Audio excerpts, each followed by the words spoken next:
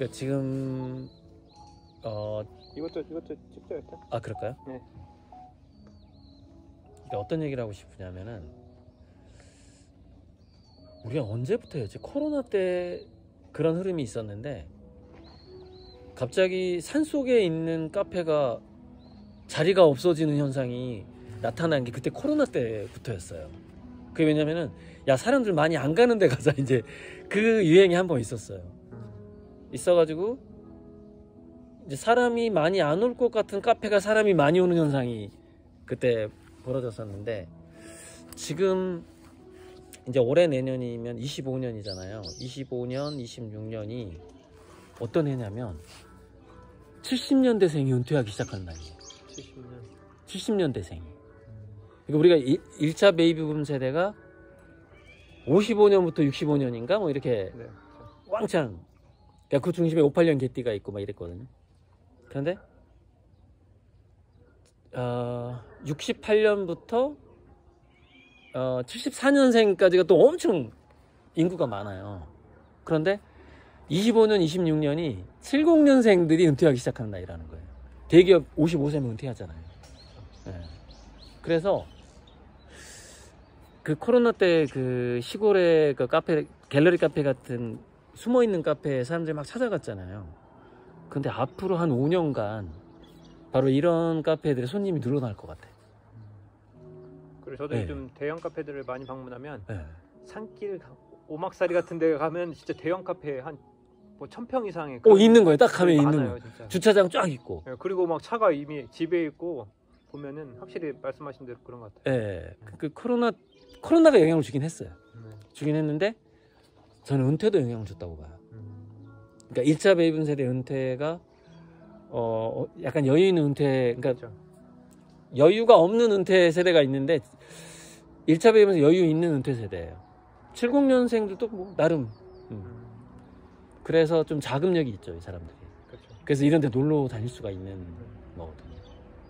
저희도 맨날 평일날 놀러 다니다 보니까 저희가 제일 젊어요. 그런 보면은 한 5, 60대 분들이 그렇게 항상 그러시거든요. 네, 그렇죠. 그래서 아무튼 우리가 한번 뭐 나중에 우리 인터스텔라도 한번 독립적으로 어디 좀 싼 땅에다가 폐교 하나 인수해가지고 그렇죠. 해보는 게 어떤가. 한 뭐 2, 3년 내에. 자, 그 다음 질문 드리겠습니다. 작품 속에 있는 반딧불, 예. 그리고 달, 눈동자, 홍채, 자연물의 조합에 대한 해석을 어떤 방식으로 하면은 아니면 어떤 의미를 가지고 있을까요? 아, 네네. 그러니까 2004년에서 2006년, 2004년 때에 그 숲속에서 외롭게 운둔하는 어떤 벌레의 시선에는 뭐가 빠져 있냐면 거기는 전지자의 관점이 빠져 있어요. 그러니까 그 숲속에 와비사비하게 숨어서 그런 외롭고 지친 그 시각을 가진 그 존재를 늘 뒤에서 마치 수호신처럼 바라보던 신의 눈동자가 있었다라는 컨셉이 그때 그림과 지금 그림에 차이가 있는 거죠. 근데 그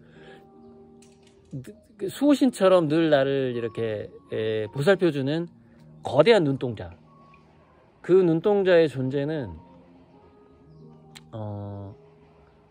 우리 아미고님들이 이렇게 등장을 하고 지금 2004년부터 지금까지 역사를 한 20몇 년을 이렇게 돌이켜 보면은 거기에 세옹지마도 분명히 있었고 뭔가 의도적인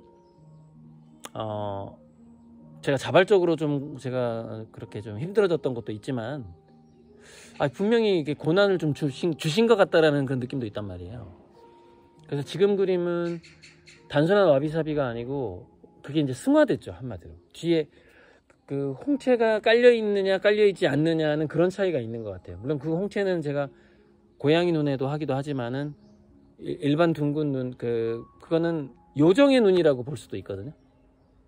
작은 신의 눈동자라고 볼 수 있고, 반딧불 같은 경우에는 또 그때 초기 2004년 컨셉이랑 차이점이 뭐냐면 그때는 풀숲에 숨어있는 존재가 빛이 없잖아요.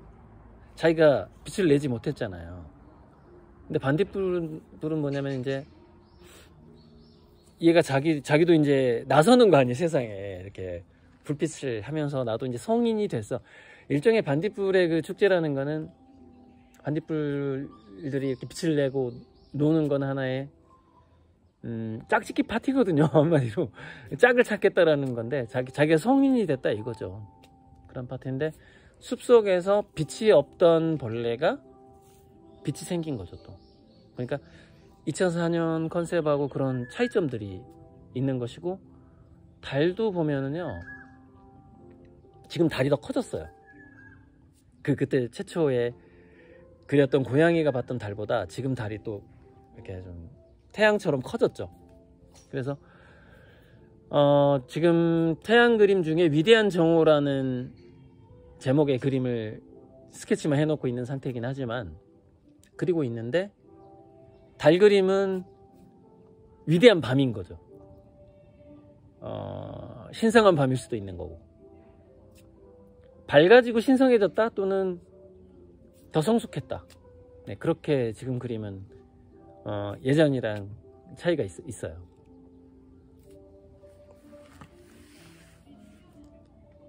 이번 작업을 하시면서 뭐 예전과 비교되게 새로운 감정이나 어떤 깨달음을 경험하신 게 있을까요? 딱 한 가지 두드러진 하나의 그 느낌, 감정, 그다음에 어떤 풀들의 영혼성을 봤어요. 이 풀들의. 그게 뭐냐면, 예전에는 제가 이제 정원을 가꾸고 지금 잡초도 많이 그 그림엔 등장을 하는데 그냥 잘랐어요. 그런데 사실 우리가 지금 저 어부제 원장님도 저기서 지금 정원 관리를 하고 있거든요. 그런데 동물들의 제가 닭도 잡아보고 오리도 잡아봤는데 그런 느낌하고는 다르거든요. 동물들을 잡을 때하고 식물들 전제할 때는 식물을 가꿔주는 거예요. 이게 식물의 전제는. 식물을 심을 때도요, 가지를 좀 어떻게 보면 잔인해 보이긴 하는데 그게 그 식물을 잘 살리는 방법이거든요. 그러니까 식물들에게는 가지치가 약간 채찍질 같은 거예요. 또 열심히 커야 돼. 약간 훈육 같은 거야. 훈육 같은 거. 그런데 그 가지치기를 하고 정원을 가꾸기를 할 때 그냥 얘네들은 나는 그냥 걸음으로 이렇게 버렸단 말이에요. 근데 지금 가지치기 하면서 야, 이거 그림 했으면 좋겠다 이렇게 하는 거예요. 그래서 올려놓고 이제 스프레이를 딱 뿌리면은 얘가 하루 지나면 말라요. 말라서 오므라들어요. 이렇게. 그러면 저절로 이렇게 그림자가 보이기도 해요. 보이기도 하는데, 근데 예전이랑 다른 게 뭐냐면 이 식물이 영원한 흔적을 남기고 마른 거예요. 예전엔 그냥 잘라서 그냥 이게 그냥 거름 줬다니까요. 그냥 어차피 썩을 거 이런 식으로. 그러다 보니까 호랑이는 죽어서 가죽을 남기고 뭐 사람은 죽어서 이름을 남긴다는데, 물론 제 주변에 있는 풀들이죠. 얘네들이 그 당시에 그 입모양이 그대로 제 그림에 프린팅이 되는데, 최근에 읽었던 책 중에서 예술의 힘이라는 책이 있는데, 어떤 아름다움이라는 것을 하나에 인격화시키는 거예요. 어떤 그림을. 그래서 어떤 최종적으로 완성된 어떤 그림이 있는데 그 그림이 화가를 활용을 한다는 거야. 결국 드러나야 할 미래의 그림이 있어. 그림이 있는데 이 미래의 그림이 자기 자신을 나타내기 위해서 화가들한테 영감을 주는 거야. 야, 너 이 그림 그려. 그러면서 이렇게. 반대로요? 네, 반대로. 그게 예술의 힘이라는 책이 주장하는 거예요. 그 미래에 이미 완성된 그림이 있는 의미장이라는 게 있다. 그 의미장이 인간 화가를 이용해 먹는 거다. 너는 네가 아름다운 그림을 그리는 도구야. 너는 도구일 뿐이야. 약간 이런 개념이 있는데, 식물의 영혼을 느꼈다는 게 그거예요. 그러니까 봄만 되면 막 우리 막 예초기에 돌리고 이 세상에 얼마나 무수한 이 그 사주팔조로 보면 을목들이 그러니까 삐죽삐죽 튀어나 다 잘라버려요. 그러다가 볼에 쏘이기도 하지만 사람들이 얼마나 무수한 봄의 화초들이 이름 없이 사라지냔 말이에요. 근데 제가 이제 이번에 제가 전지한 걸 이렇게 놓고 뿌리고 그 그림자를 고스란히 남기거든요. 꽃까지 하면서 약간 식물이 자기 자신의 어떤 삶의 흔적을 나를 통해서 남기는구나 하는 걸 느낀 거예요. 그래서 내가 식물의 영혼성을 느꼈다고 얘기하는 거예요. 그래서 이번에 하면서 그 부분이 되게 재밌어요. 이게 그냥 예전에 그냥 근데 얘네들이 흔적을 남기네? 내 그림에다가? 그게 좀, 그 부분이 재밌어요. 네.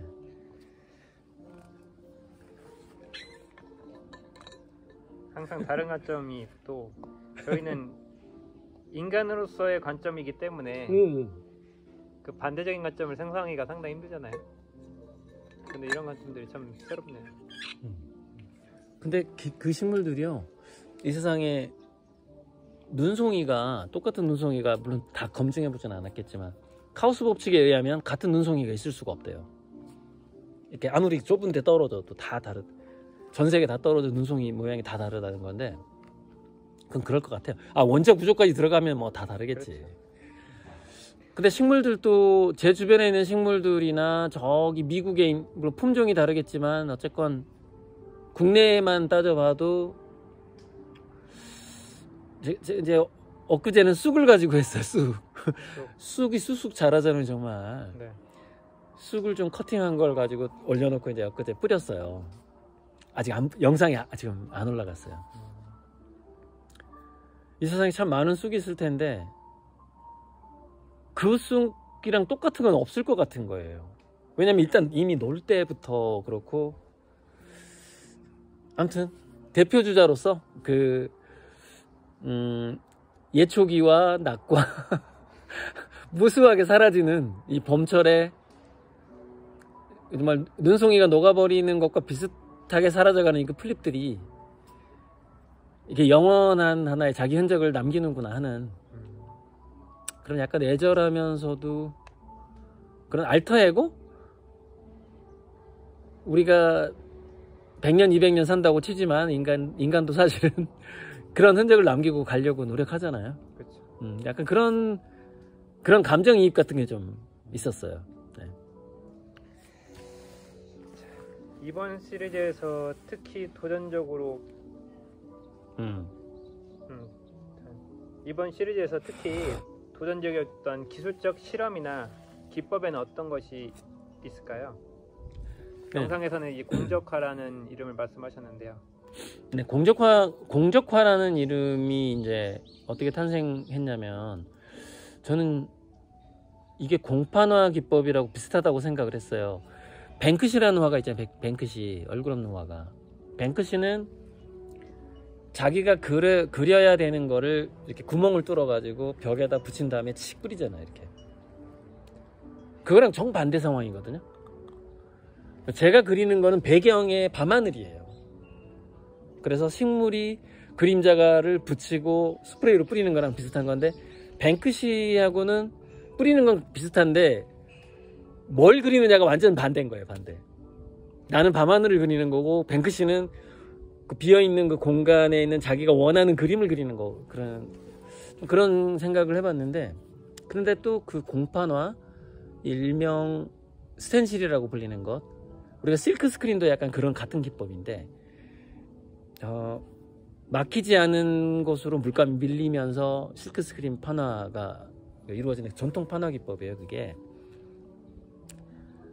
그거랑 좀 큰 차이가 있다는 걸 알게 된 거예요. 그리고 그거를 아미고 길님이 또 지적을 했어요. 공판화와 스텐실이라고 같긴 한데 차이가 있다는 걸 나도 알죠.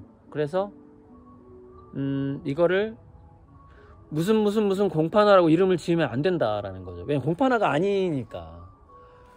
그래서 생각해 보니까 어떤 차이가 있었냐면, 우리가 그 아인슈타인이 얘기해가지고 아주 유명해진 중력 렌즈 효과라는 게 있어요. 중력 렌즈 효과.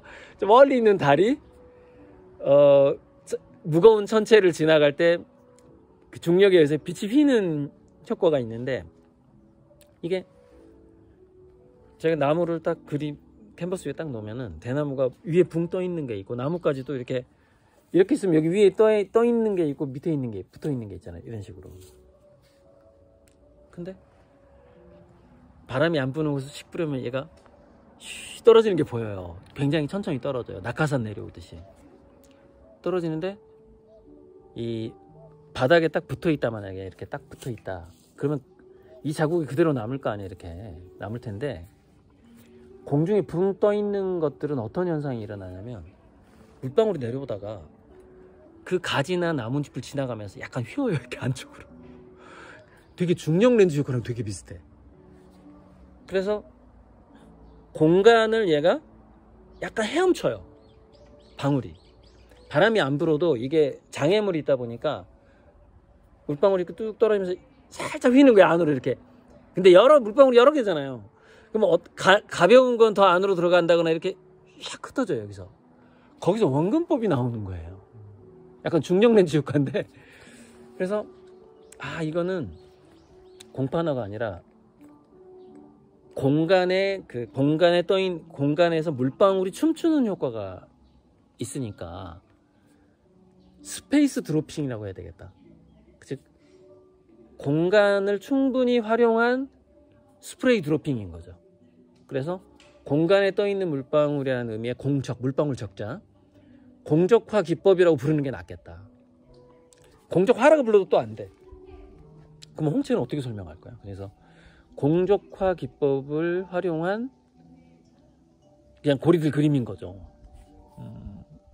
그런 생각을 했고, 이게 이중슬릿을 통과하는 그 광자, 그런 게 좀 많이 느껴졌어요.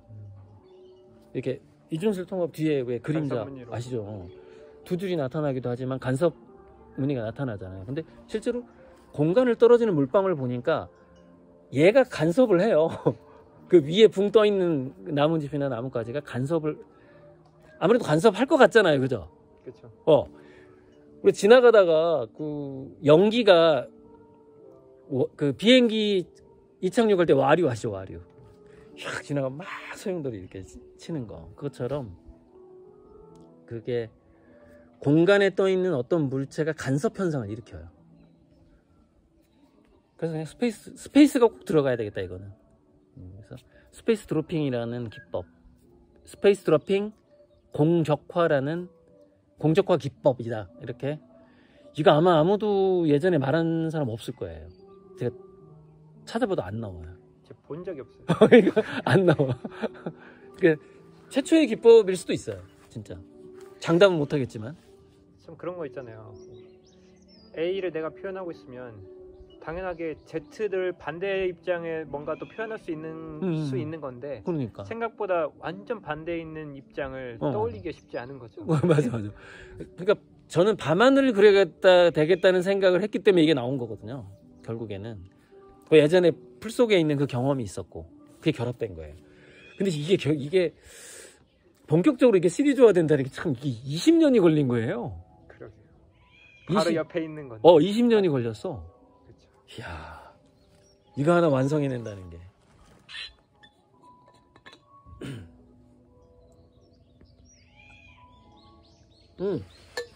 참, 또 할 얘기가, 제품 가정실. 그 다음 질문이? 네, 그리고 질문 드리겠습니다. 네.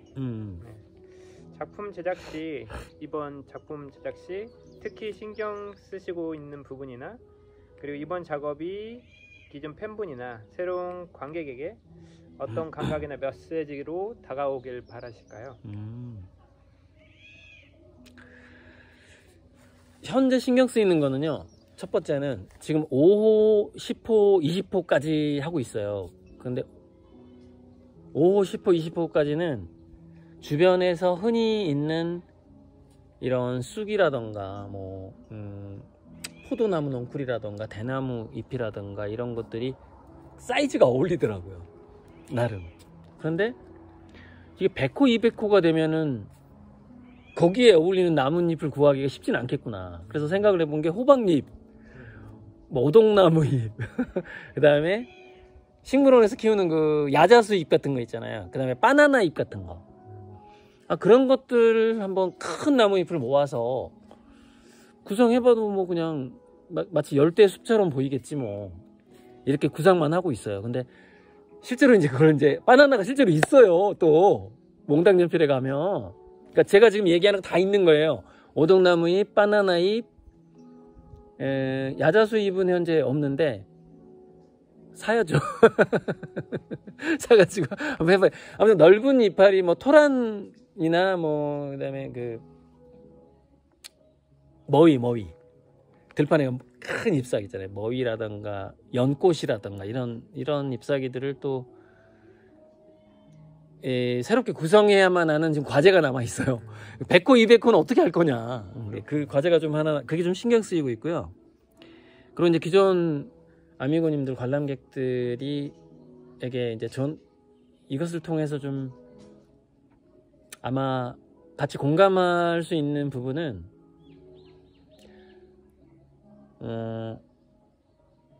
사람은 이렇게 사회적 존재긴 하지만요. 숨고자 하는 본능도 있대요. 누구나 다. 그리고 은둔의 본능이 있대요. 사람은. 약간 와비사비한 본능이 있는 거야. 인간이. 그리고 또 하나는 그런 거. 그러니까 내가 좀 고요해지고 싶고 외로움 속에 내가 좀 빠져들고 싶을 때가 있잖아요. 그때 이 그림이 좀 도움이 될 것 같고요. 또 밤하늘이고 달이고 하다 보니까 도움이 되고, 또 하나는 내가 숲속에 요정이 된 듯한 느낌, 그런 느낌을 주고 싶어요. 그런 느낌. 그리고 태양 그림을 보다가 좀 휴식하고 싶을 때 태양이 너무 이렇게 이글거려서 아니면 휴식하고 싶을 때 태양처럼 되게 열정적으로 살다가 너무 거기가 뭐 의무감이나 완벽주의에 시달리지 말고 가끔은 조금 무료해지는 것도 필요하고. 원래 그 일본식 와비사비가 서양에서 더 유행하는 이유가 바로 그 점 때문이거든요. 휴식, 명상 이런 거를 쉼을 주는 것 때문에 지금 그게 오히려 서양에서 유행하고 있거든요. 와비사비가. 그래서 아미고님들이 또 되게 신선할 거예요. 이번에 이제 이 시리즈를 한번, 제가 한 10개 중에 한 성공적인 건 30%밖에 안 되지만, 전시는 어쨌건 30%만 전시를 하고 싶어요. 개인전 때는 더 많이 해가지고 100호도 이제 시도를 해볼 거예요. 잘 나올지 난 모르겠어요. 지금 신경이 좀 많이 쓰이는데 큰 그림도 해볼 거예요. 네, 이상입니다. 이 질문은. 자, 마지막 질문입니다. 시리즈의 발전 과정과 앞으로 예상되는 활동, 어떤 진화나 확장되는 것을 기대하고 계실까요?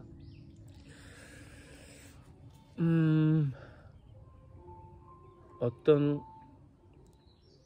스티브 잡스가 커넥팅 닷을 말을 했는데, 제가 뭐 따지자면은 초등학교 때부터 미술부를 했는데, 물론 제가 초등학교 때는 시골 학교에서 미술부라는 건 없었어요. 그냥. 근데 미술 특기생이었던 거죠. 어디 뭐 대회에 나갈 때 그 학교에서 한두 명 뽑혀서 나가는 뭐 이런 거 있잖아요. 어쨌든 초등학교 때부터 미술부였다고 볼 수 있는데,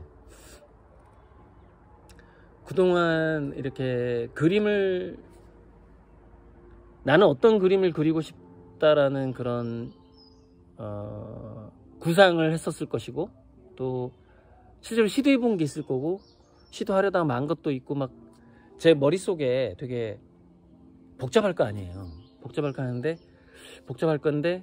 그게 어떤 계기가 올 때마다 조합이 되는 것 같아요. 커넥팅 다시. 그러니까 인간이 이렇게 안 되는 거예요. 뭐 내가 초등학교 5학년 때 기억이랑 20대의 기억을 합쳐서 그림 하나 해야지 한다고 되는 게 아니에요. 그게 아니라 살면서 어떤 계기와 자극이 주어졌을 때, 갑자기 그 7살 때 어떤 기억하고 35살 때 어떤 상처가 만난다거나 뭐 이런 식으로. 그래서 앞으로도 좀 조합될 것들이 또 등장하지 않을까, 그리고 저는 이제 가급적이면 그 2달 내에 한두 개가 더 등장했으면 좋겠다는 바람이 있어요. 이 시리즈 말고도 이제 의도적으로 좀 한번 찾아내보려고 노력을 하고 있는데 지금은. 근데 그렇게 노력한다고 되는 건 또 아닌데 뭔가 눈에 띌 것 같아요. 어떤 순간에. 어쩌면 지금 제 이 눈앞에 돌 위에 담겨 있는 이 물에 비친 지금 이 식물들이 보이는데 이게 또 하나의 계기를 주지 않을까 싶기도 한데, 이렇게 이런 거 물에 비친 밤하늘까지도 해볼 수도 있지 않을까 하는 이런 계기가 있어야 될 것 같아요. 이런 것도 재밌네요. 예, 위에 예. 비춰져 있는 예. 위에도 밤하늘이 있고 밑에도 하늘이 있고 이런 식으로.